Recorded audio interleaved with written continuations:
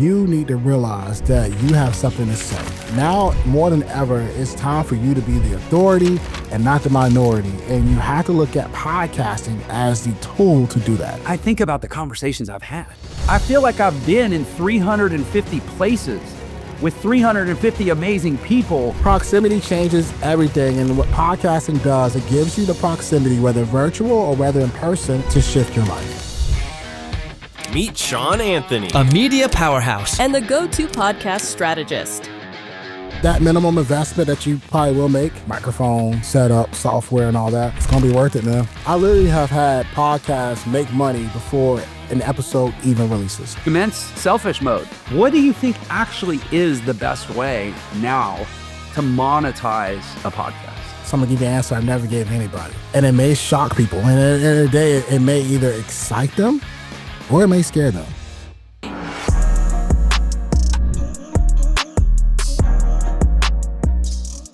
Welcome to another episode of Unlock Your Potential. Jeff Lerner, your host. Always so excited to be back having amazing conversations with amazing human beings. Today, that amazing human being is Shawn Anthony, founder of PodPro Max and the host of the School's Over, Now What podcast, which is a top 0.5% global ranking podcast. And you hear these stats and you're like, what does that really mean? So if you're into podcasting, here's how it goes. 97% of podcasts have like 2 listeners, if that. And they fizzle out in less than 20 episodes.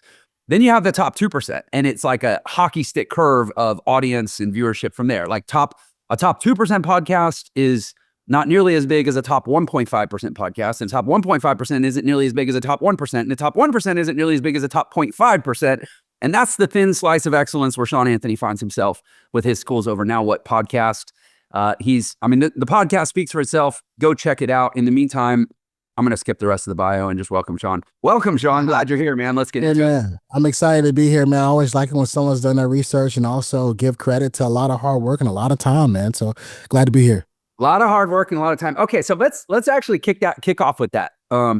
First of all, I got to explain something to the YouTube viewers here. If you're just a podcast, I don't want to say just a podcast listener, but if you're audio only, you don't know that I look like I'm broadcasting from like a warehouse. But if you're on YouTube, I got to explain. So, and Shawn, forgive me, but I haven't explained this to the audience yet, and there've been a few episodes where I'm here. So we bought a new house. This used to be the gym of the previous homeowners. Okay. Which is why there's a water fountain in the corner, which I actually think is a cool touch. That's fine. Save a bottle, save a dolphin or whatever. And anyway, we're going to build this space out into a really cool like content lounge, broadcast studio, podcast space. But right now, I'm basically coming to you from what looks like a warehouse. So thanks for indulging. All right, Shawn, thank you for letting me give that explanation to the audience. But hey, let's get into the hard work of podcasting. I haven't had a podcast host on in a while. And so, and the last time I did, I was like, man, we talked about all this stuff, but we never actually talked about podcasting. So next, I made a deal with myself. Next time I'm talking to a successful podcast host, I want to get into like the actual grind of podcasting, because it's such a rewarding thing to do, but it's not perhaps as like sexy and glamorous as a lot of people might think because they see the big ones. So can we talk about podcasting as a business and as an undertaking for a minute here? I'd like to hear how long you've been doing it, how you got started, and any commentary you have on like what it's really like to try to grow a podcast. Oh man, I got in podcasting in 2018. So that's when people couldn't even understand what that weird purple app could even do. And when I got into podcasting in 2018, the main thing to capture was professional, good sounding audio. So if I were to go back and like listen to some of the past episodes, that was the main thing. YouTube and crossing it over to video and audio experience became bigger when COVID hit, right? So prior to it, you could probably get away for probably a year or so in 2018 of just literally just doing just doing audio. And with podcasting in 2018, we're starting School's Over Now What? Like whenever you start a show, you have to say to yourself, okay, how do I create a show that when you hear it, it immediately puts you into a feeling, or it immediately wants you to say, I want to be a part of that mission. And so naming the show School's Over Now What, Jeff, I actually did it because I was guilty. I had succeeded in life after being a successful party promoter. I transferred those skills over into corporate and into management. And I actually was a brand manager for companies that we all shop at, Target, Macy's, and Belk. And when I was a brand manager for Macy's, that's when I discovered podcasting. And I had all of these amazing things happening for me in my life. And I felt guilty because I was succeeding. I was promoted 6 times in 4 years. And I say, you know what? Instead of me doing all these amazing presentations, and I noticed how everyone would respond whenever I would talk at these corporate meetings, I say, you know what? Let's do a podcast. And I wanted to do a podcast that would allow for an audience to learn, but most importantly, answer the question we've all asked ourselves at some point in life, and that school's over. Now what? And the podcast took off, man. I sat down with everybody you can think of, from Ed Milet to Seth Godin to Jasmine Starr, Amy Porterfield, Grant Cardone, you name it. They've been on that show. And it became a 6-figure side hustle, which has allowed for me to go full-time entrepreneurship in 2021 and to now what we're doing with PodPro Max. Man, that's super cool. So yeah, Ed, we've had him on the show. Grant, we've had him. Amy, we've had. Jasmine is actually about to come on the show. Funny you mentioned her. Haven't landed Seth. Who else did you mention? Oh, that's a crazy roster, man. It's incredible. But here's the thing. Like, I mean, and by the way, obviously Jasmine hasn't been on the show yet, but and I will say Grant was withholding with his cell number, but that's cool. But I pulled up on Grant in Miami. I did him in Miami. Oh yeah, you hit him up. No, he came on a while back. He was doing the promotional tour for the Undercover Billionaire when that was coming out. It was like a quick pop in. His business partner though is a good friend. But this is the point. And actually, I'll use his business partner Brandon Dawson with Cardone Ventures. You know, these are like, I have their cell numbers. I text with these guys, and that there's like a fraternity of podcasters. And the reason I say that is like genuinely not as like some lame high school flex of like, let me tell you who my friends are. But it's like, you know, a lot of people that follow these mega influencers online or these people that we look up to is like, how would I conceivably break into those circles? I don't think there's actually a better answer to that question than a podcast. I mean, that's the reason that I can count those people in my network. And without a podcast, that would not be true. Oh, 100%. I mean, podcasting, I mean, let's be honest, right? If you put together a great show, it's an easy consultation. And if you're really strategic about it, you're selfish in the questions that you ask because you're in front of somebody that would have took somebody else a very long time to get in front of, or a strategic way to get in front of. So why not look at it that way, right? And make the most of it. Yeah. Speaking of Ed, so Ed is a good example. I had Ed on the show, had an amazing 1-hour conversation with Ed. And then probably 2 weeks later, I reached out to Ed's team and was like, hey, I'd love to have Ed come do a training in my community, Entra.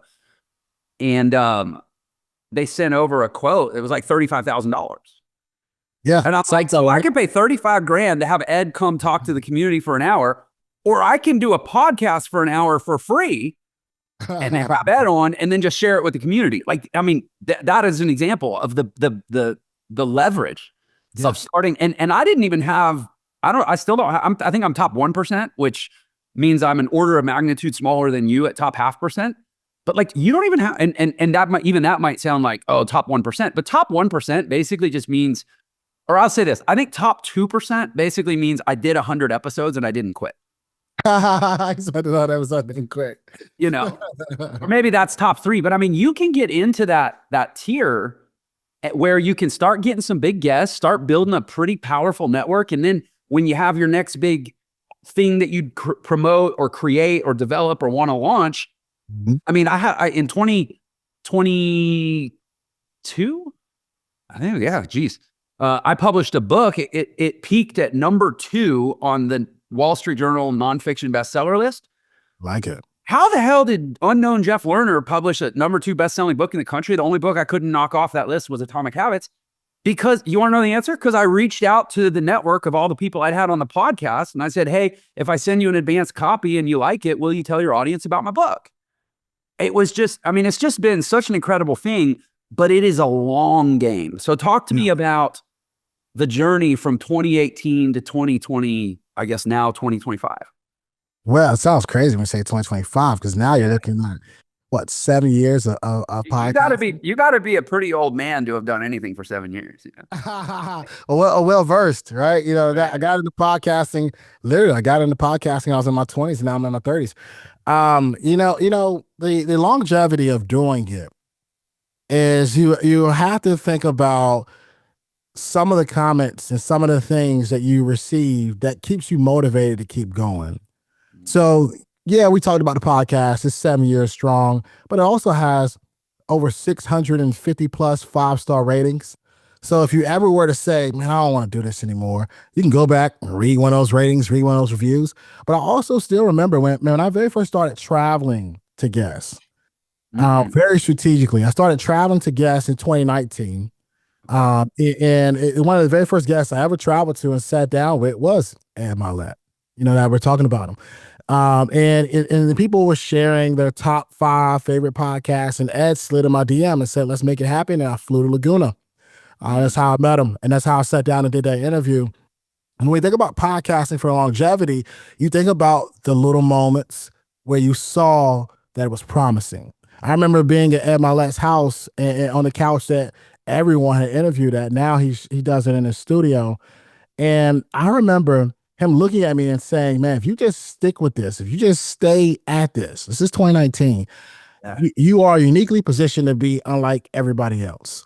And I remember that, and I still remember that. And it's one of those things that put a battery in my backpack, and I just kept rolling with it. There's also certain episodes that were released, and I'm like, I don't know if I want to drop it. I drop it.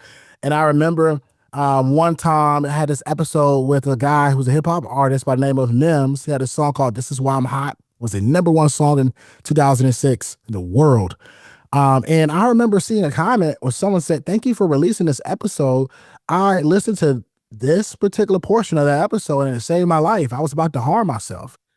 So I think about the longevity of podcasting, the comments I received, and I think about the people it's helped, and that's how I keep going. So you said 2018, you were working in corporate America? Yeah. So I was a manager. Yeah. So brand manager. Brand management. And you had this idea. Was school's over now? What the concept from the get-go? From the get-go. Yeah, from the get-go. Think about it. I dealt with guilt. I was already running it up in terms of making money, fresh out of college, promoted 6 times in 4 years. I saw all my peers struggling, not knowing what to do after school was over. It was a no-brainer. Okay, so one of the things that our show really likes to do is, and actually, I'm making a mental note. I want to circle back on something else you said about kind of the being selfish with podcasting. I think that's a separate thing to double click on, but we'll come back to that. But for right now, one of the things our show really likes to do is try to understand the human behind the bio. Your bio is this, you've done these things, you have these accolades or credentials, but I mean, I'm always probably even more interested than in what you're doing or what you've done in what is it that made what you're doing or what you've done inevitable for you as a human being. And so because how you do one thing is how you do everything. How you do podcasting is how you did brand management, is how you did party promotion. It's like there's something about Shawn Anthony. So talk to me. Why do you think it is? And, take off your false modesty hat. Not that you're necessarily wearing that, but if you are, take it off and tell me, what is it that Shawn Anthony did and to what he attributes getting promoted 6 times in 4 years, being successful in multiple endeavors, while, as you put it, many of your peers were struggling in the same trajectory?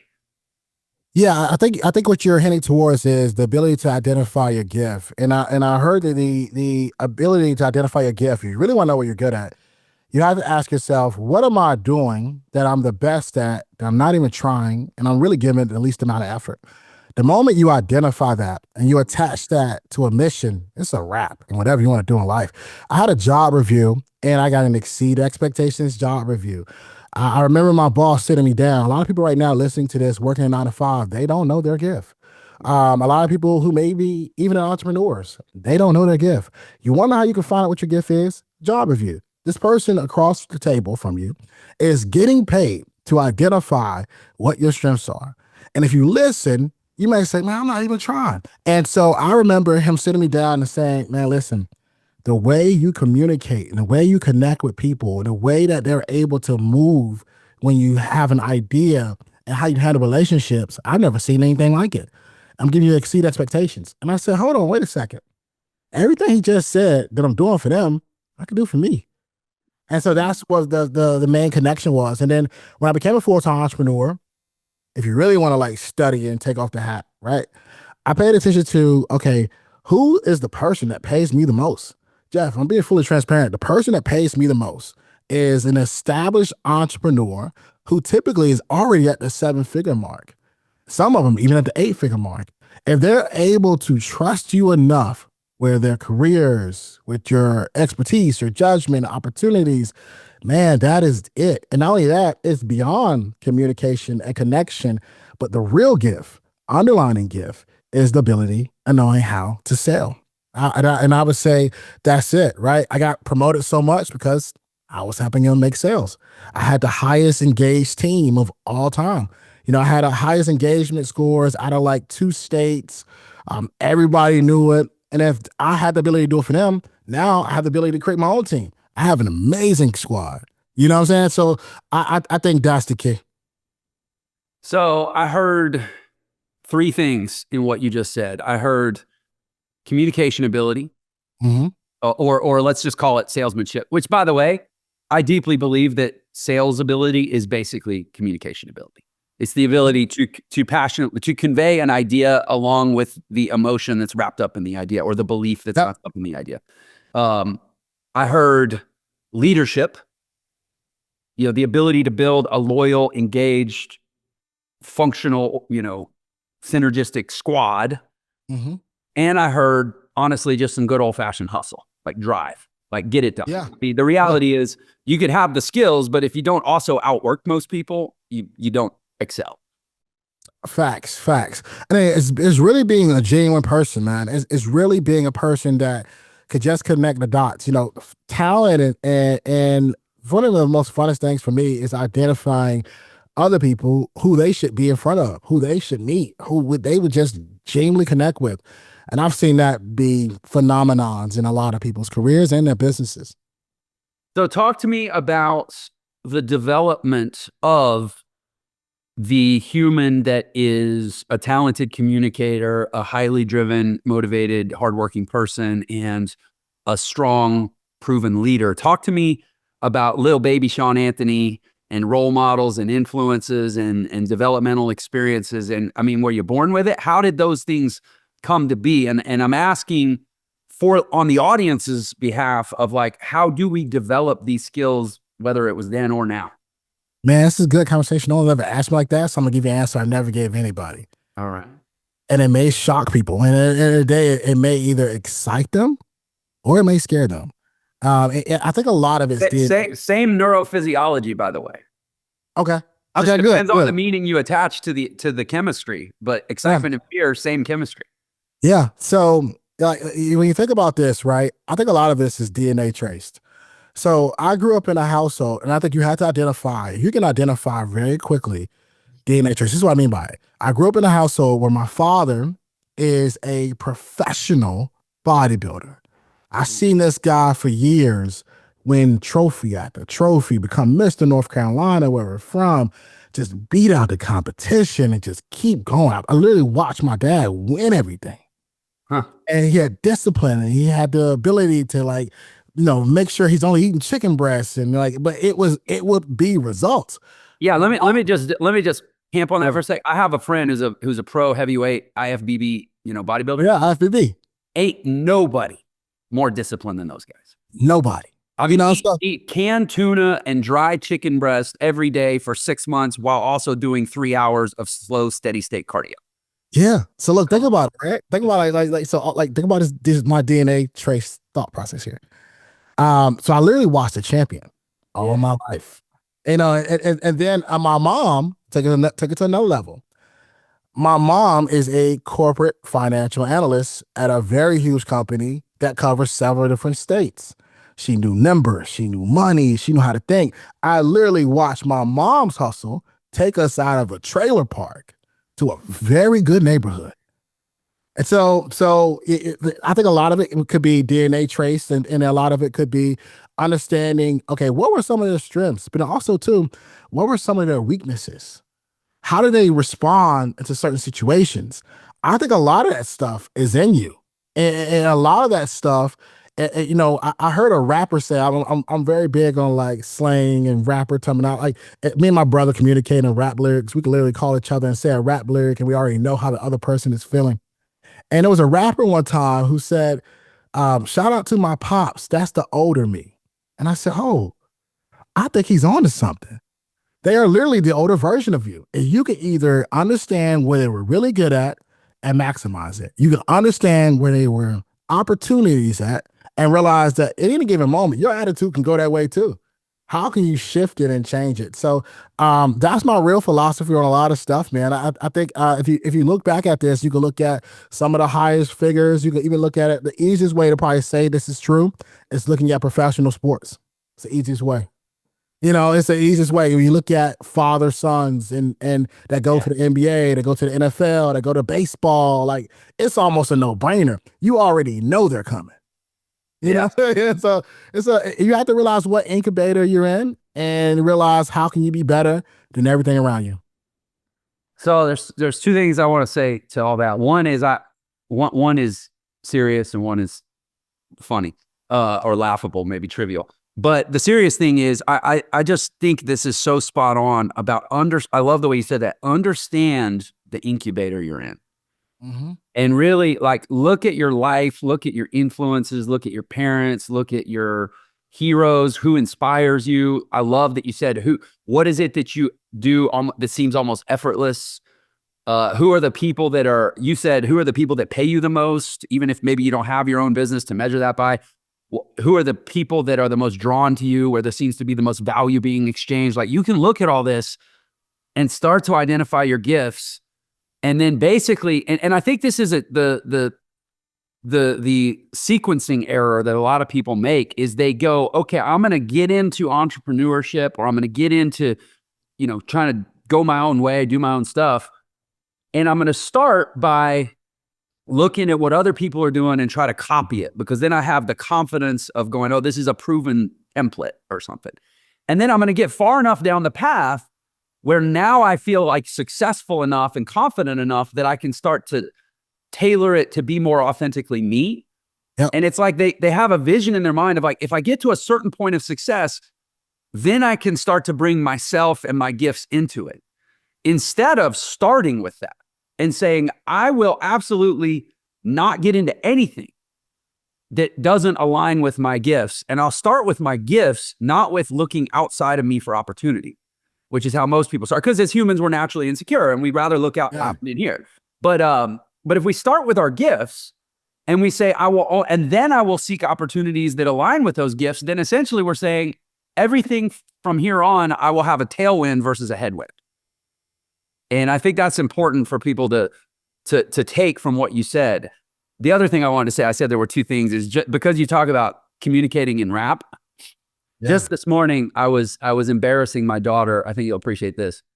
Where I said, girl, I feel like as your father, she's turning 16 in 12 days. Holy moly, Batman. And every day I drive her to school. So my run of driving her to school is about to end in 12 days. So I'm having a lot of emotions, right? Oh my goodness. And I'm feeling very old and irrelevant. So I told to her, and I said, so girl, Jada is her name. I said, Jada, I'm feeling old and irrelevant. I feel like in 12 days, I'm not even gonna matter anymore, right? So in order to stay cooler, I'm gonna start communicating with you in the style of Suicide Boys. Jada, I love you. Have a good day at school. What's he saying? And she's just like, Dad, please stop. No. Yeah, that's this thing real quick. I'm a father of four, 2 girls, 2 boys. Oldest is a girl, youngest is a girl, 2 boys in the middle. Age range from 7 down to 1. Oh, cool. And I'll tell you this, man. I'm just getting really blessed on information, but there's this thing that really stuck with me. They said 0 to 6. Do you have any boys or just all girls? I have 2 boys, 2 girls. My boys are 20 and 22. Girls are 15 and 8. Oh, you really recognize this. It said 0 to 6, boys need their mom. From 7 to 14, boys need their dad. From 14 on, their biggest influence is their peers. Yes. So you have to look at like the time frame that you have. And I was listening to it and I was like, damn, Jeff, you got 2 more years than what a lot of people got off of just driving her. You know what I'm saying? Yeah. So I just thought it was interesting to add. But that's another good example, I think, too, of this concept we talk about in my world a lot called life design. That's kind of the umbrella category of our business is life design. And like, I think a lot of people when they hear, when they sort of pursue or they start scoping out, the call it the visualized world of success online, Yeah. the influencers, these entrepreneurs, and podcasts like ours and so forth. There's a tendency to glamorize it and say like, oh, arriving means having a Bentley or having a boat or having a mansion or something. That ain't the point. The point is that for as long as I can remember, I've been able to drive my daughter to school. Yeah, it's crazy. And I drop her off, the school bell rings at 8:20. The fact that I'm not having to commute to a job at 8:20 every morning is one of the greatest things of my life. It's not a freaking boat, No, it's the other thing I read or came across too was that the real value of entrepreneurship is not, to your point, is not that, it's the ability to do stuff like that. You can literally take a lunch whenever you want to take a lunch, right? You can literally pick your kids up, they get sick. That was so cool to me. You know how many parent teacher association things I've been to that if I had still been the brand manager of Target, there is no chance it's happening. Yeah, I love that. I love going to school functions in the middle of the day and there's kind of a look with other dads. So how's he here? Yeah, well, there's other dads where you're kind of like, yeah, we got it figured out. Yeah. Anyway, man. Okay, cool. So let's get to what you do I know you have your podcast, but you also have PodPro Max, which I don't want to speak for it. Can you tell us a little bit more about what that is and what it does? Yeah, PodPro Max, man, it's so crazy. I mean, long story short, if I were to give you one sentence, we give people access to places and people and things they should be at. They just can't get into. We do that strategically through podcast placement.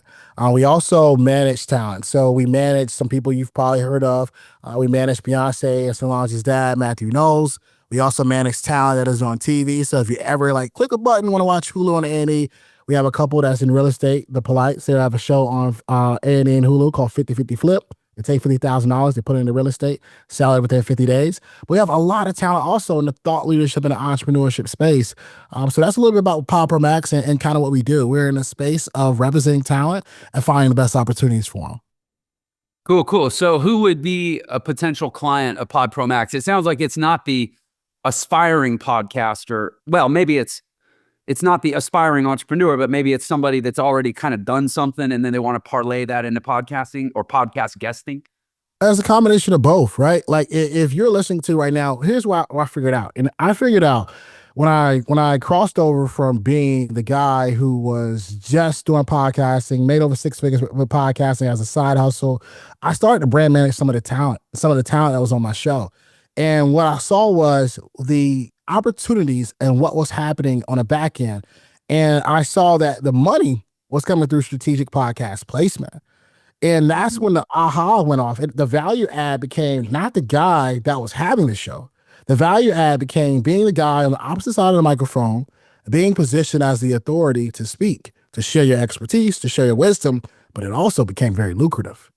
And so the value of podcast guesting is where we lean strong upon. And I think you don't have to be someone that's established, that has something. You might be someone that is, hey, look, I've achieved something in my life. I've had people who have had the most corporate success realizing now the value is in social media. The value is in branding themselves. And now they are out talking about it, or there might be someone who is a best-selling author or have a new book or have a new course who obviously is a no-brainer for them as well. So I mentioned earlier that I wanted to come back to the idea of being selfish with podcasting. And this is something that, I used to make jokes. I used to kind of have this half awkward joke I would make on a podcast sometimes where I'd be talking to somebody and I'd be like, listen, let's be honest.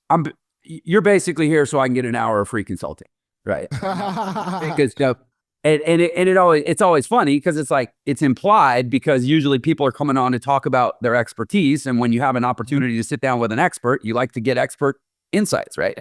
Absolutely. But it really is. I mean, I think about the conversations I've had. You know, if like right now we're growing a SaaS business within my world. I've literally had Dan Martell, the guy that runs the largest SaaS founder coaching program in the world, on the pod to ask him any question I want. And now he's, you know, a friend of mine, right? Like it is crazy. So here you are. So, okay, commence. We got about 20 minutes left. Yeah. Commence selfish mode. You're an expert on monetizing podcasts. We've talked about the grind. I think we've alluded to the fact that a lot of succeeding in podcasting, and Gary Vee talks about this too, a lot of succeeding in podcasting is just starting and not stopping and keep going. Because that next episode always forces that next level of creativity. All right, well, now who am I going to get on the show? And now how am I going to get them on the show? And now what am I going to talk to them about on the show? And now how is it going to diversify the impact of the show or diversify the concept of the show to add this guest as another facet to the offering of the show? And it's like, you evolve in podcasting simply through continuing to do it because every episode is different by definition. Right. And that is evolution. So that's part A. But then for a lot of people, part B, and I will say for our show, we've taken a different tack. We don't monetize this show at all. I have no ads. I've never paid and I've never been paid. I just do this show as kind of an offering, you know, an appendage of the rest of what I do. But for a lot of people, if they're going to commit to what it takes to do podcasting, they got to make money eventually, or at least see that in the distance, right? So talk to me based on your expertise. You started to talk on it, but I wonder if you could go deeper. What do you think actually is the best way now to monetize a podcast? Real quick, I want to let you know about my text message community. So I use text messages to provide unique value to my podcast listeners. These texts can just be random thoughts. It can be letting you be the first to know about an event I'm planning or some free training that I'm planning to host for the community. Just shoot me a text to get subscribed to the list. The number is 702-996-3926. Again, that number is 702-996-3926. Now let's get back to the podcast. Yeah, give you several answers. You know, when I turned podcasting into a 6-figure side hustle, I did it with no ads. Let me say this again. I did this with no sponsor ads. Yeah. I was my own ad. You know, so if you're listening to this right now, you're about to start a podcast. You could be starting a podcast. Your podcast could be about, and let's just pick on the beauty industry. Maybe it's on the beauty industry. Maybe you like certain things that are happening in the beauty industry. Maybe you are a hairstylist, or maybe you are a barber. What you could do in that aspect, you could do several different things. You could do 3 different spots where you can do promotional ads that we saw a lot of revenue come from. The number one spot you want to put it on is the very beginning. This is the highest ad return. The second highest ad ROI will be the middle, and the least will be at the very end. So if you are, back to this person who loves beauty and you're a hairstylist or a barber, and maybe you're having a show and you're talking about the different hairstyles, maybe you have the very first ad, it might actually be a product that you actually use for some of your clients. And that becomes the very first thing you talk about. This product that you love so much that you created, or perhaps you didn't create it at all, and you're looking at affiliate income. The second ad that could be positioned there could be, maybe it might be them getting their actual hair done by you, right? So you could then potentially talk about what the different styles that you offer, and then could potentially have a consultation and could do it.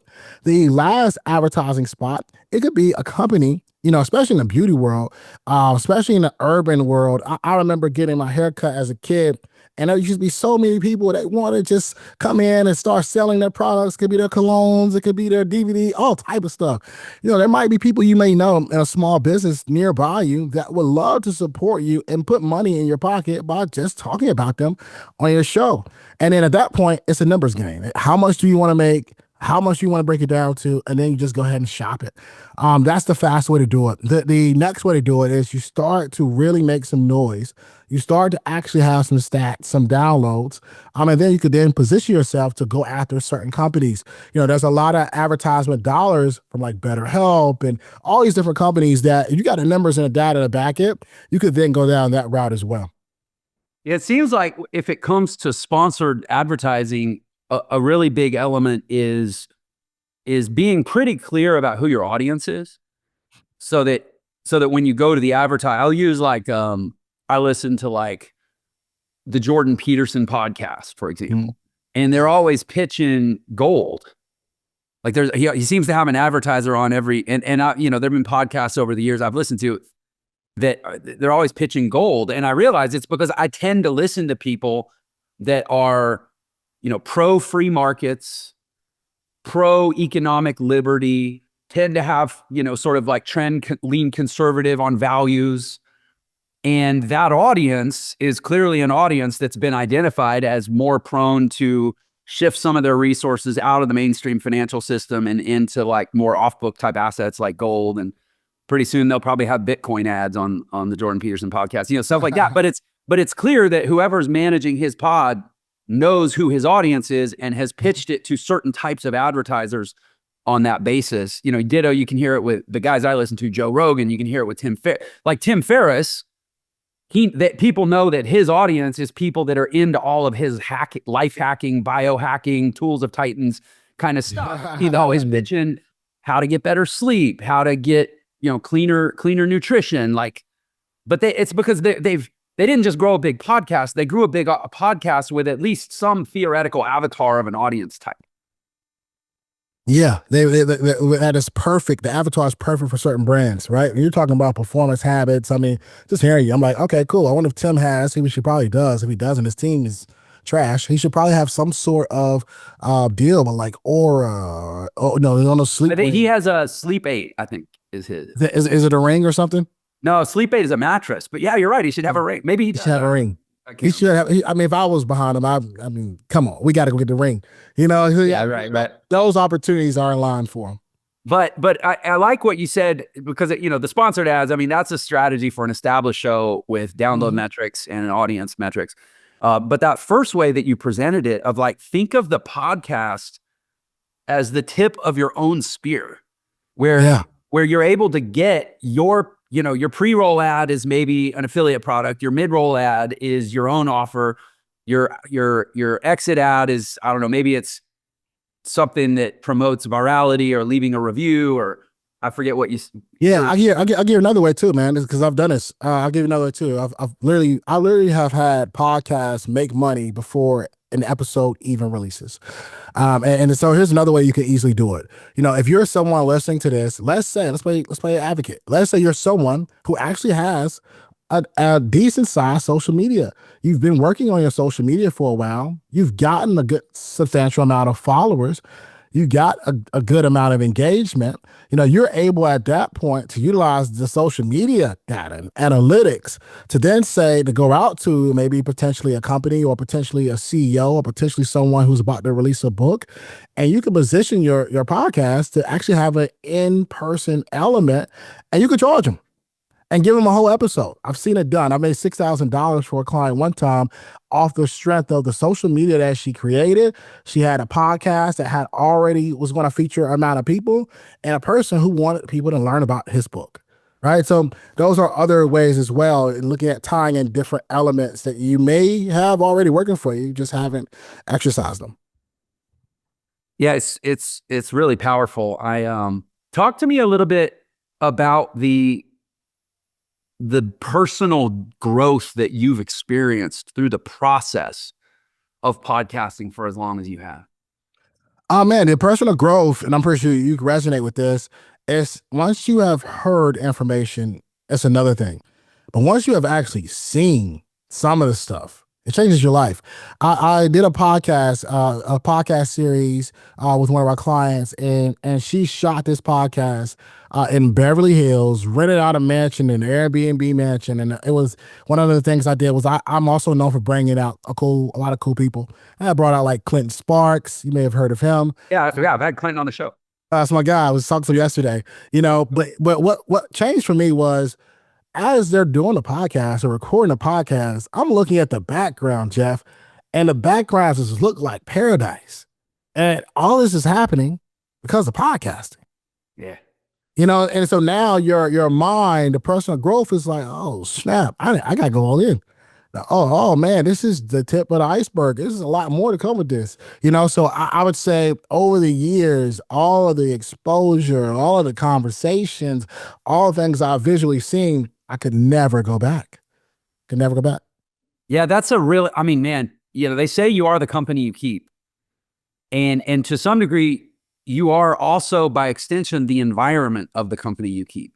For sure. Because you connect remotely with someone if you're doing a remote podcast, it's a portal into their world.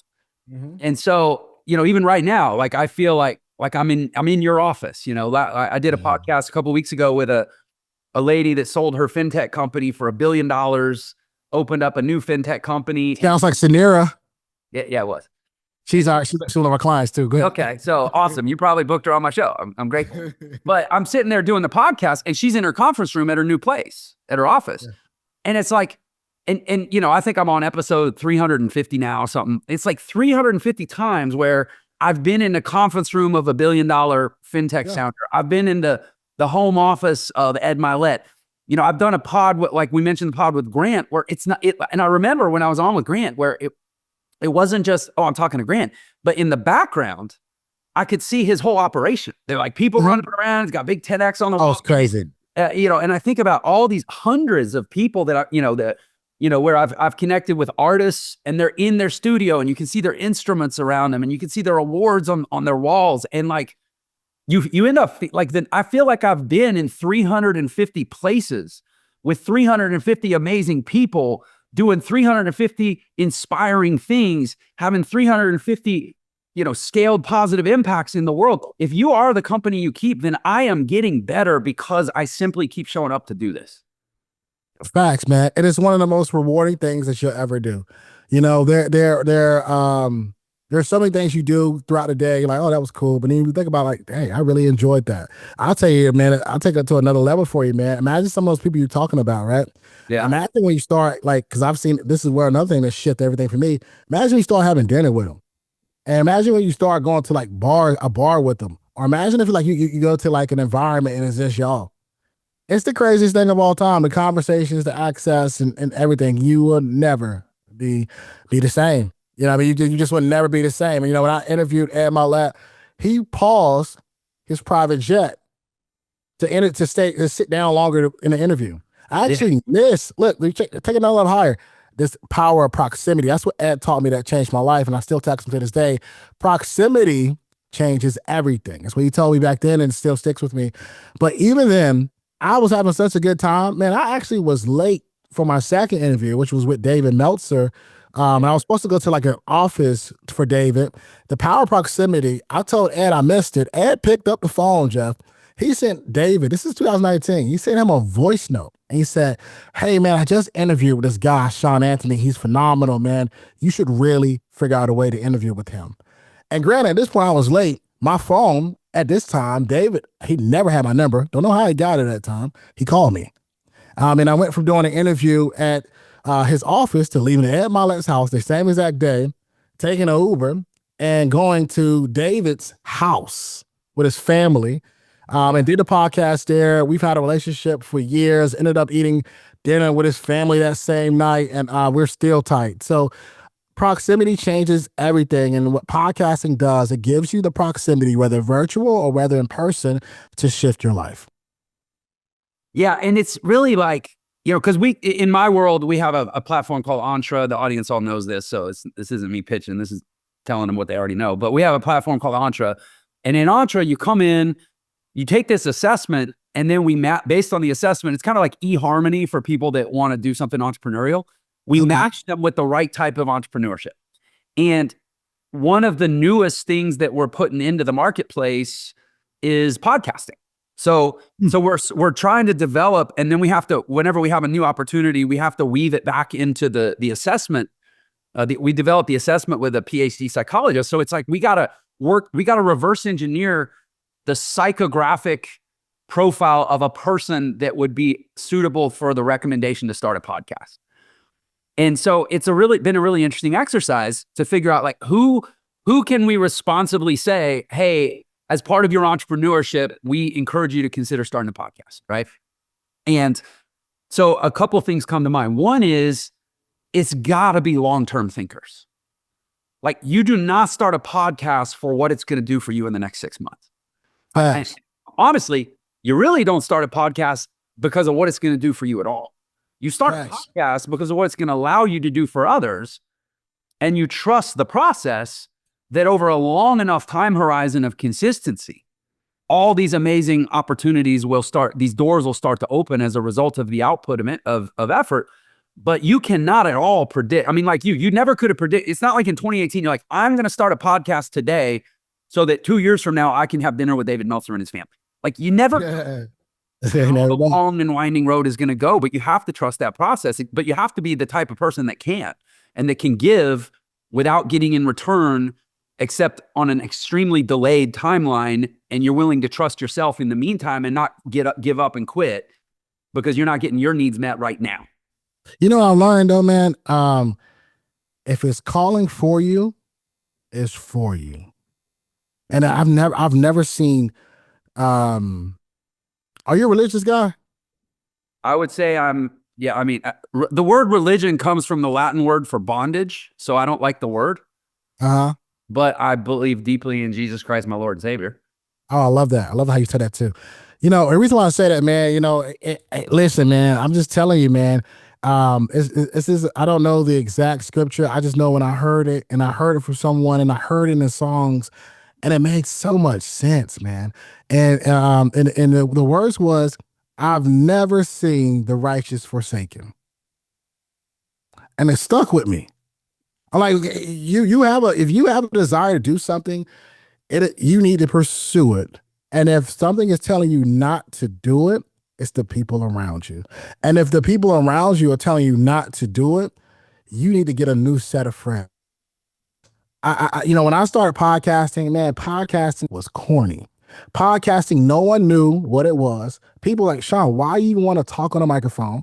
It was extremely uniquely different. You know, the very first podcast guest we had on that took the show to a completely different level was in episode 7. I was watching a show called New York $1 Million Listing. And one of my favorite people was Ryan Serhant. Ryan Serhant said, Shawn, let's do the podcast. At that particular time, he was launching a book. He gave me his phone number. He told me, hey, do I want to come to New York? I didn't go to New York because I'm like, at that point, I'm only episode 7. I don't even know how serious this thing is. I don't know setup, right? But that podcast and that interview shifted everything because he was recording. And when he was recording it, he put it on his YouTube. And the entire episode, you can go look at it. It was called After Money. And the whole thing, I named the podcast episode that. He gave me a snippet, man, of why you should go to school and how it's not about the money and how it's about like, the way he said it in this uniquely way.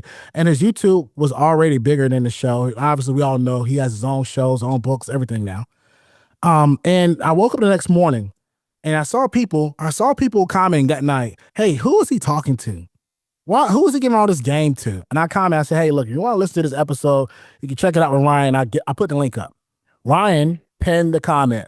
I woke up the next day, Jeff, that podcast had over 75,000 downloads. Wow. Changed everything.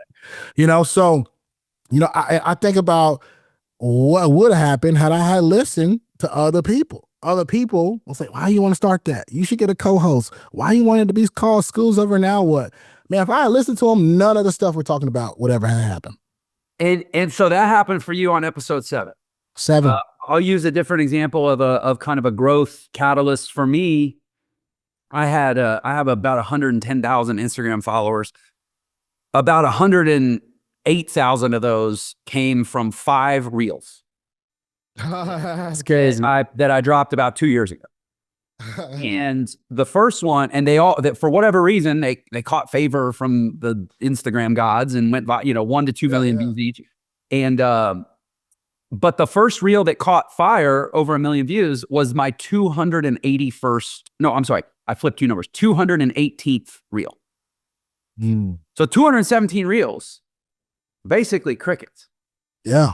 218th reel somehow got me on Instagram's radar, and 4 of the next 100 reels also got on the radar and blew up. And now that's an audience that I've been able, and admittedly, it's kind of deteriorated and I need to refresh and figure some stuff out. But I probably got 6 figures out of 5 reels.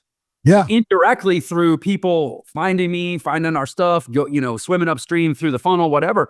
But like the point is, if I had listened, let's say I had stopped at 200 reels, or you had stopped at 6 episodes. Yeah, that's right. And you don't know if it's going to be the 7th episode or the 200th episode.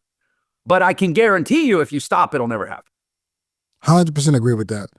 And then at that point, now you have everything else is leverage, right? Now you got the followers, you have more people to speak to. At that particular time, I utilized everything Ryan had created, and it led me from Ryan Serhant to like Chris Drummer Path to then it just keeps on to more and more people, more and more people, And what else can call it the average person? I mean, a person who doesn't already have some big established pedigree thing.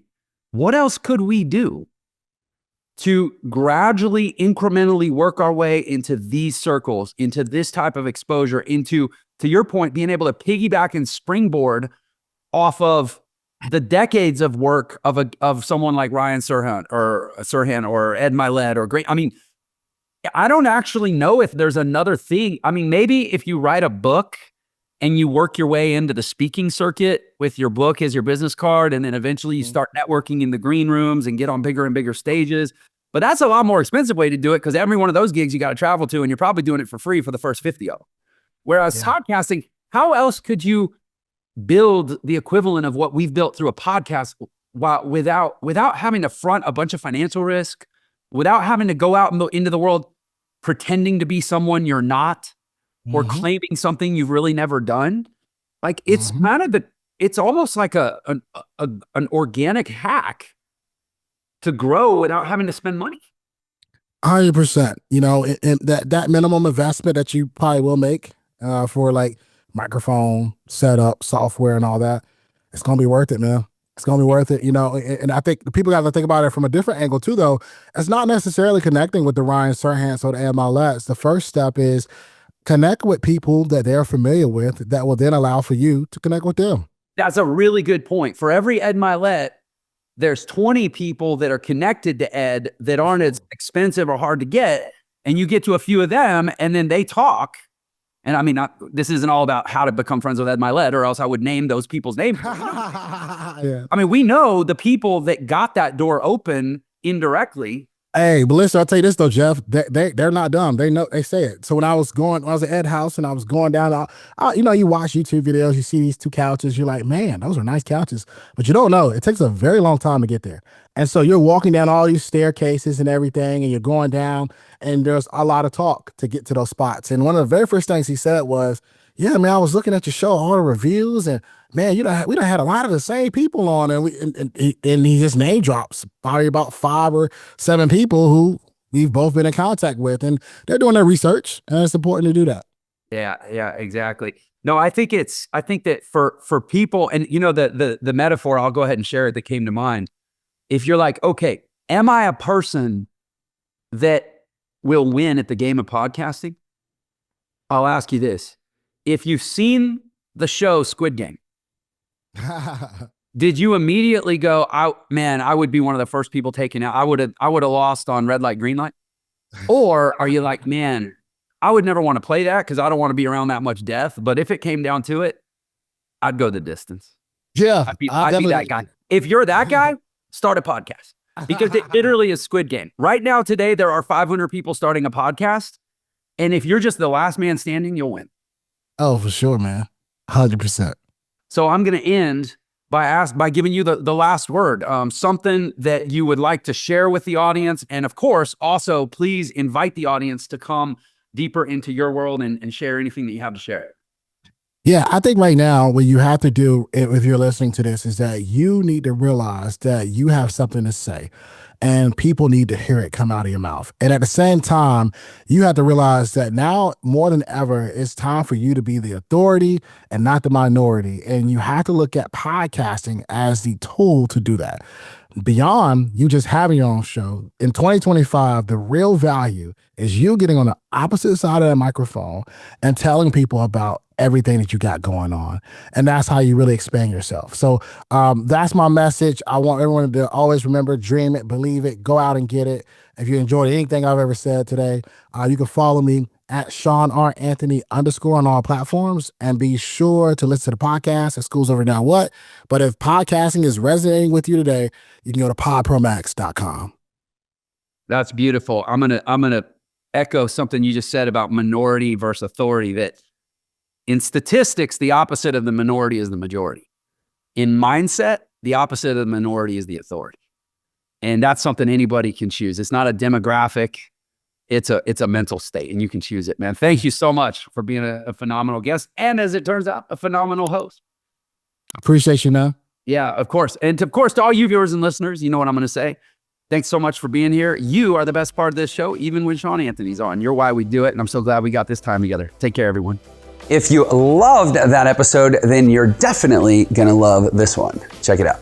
Poverty as a mindset. You can find yourself earning a lot and still have a poverty mindset. Most of us have some type of financial PTSD that is clouding our judgment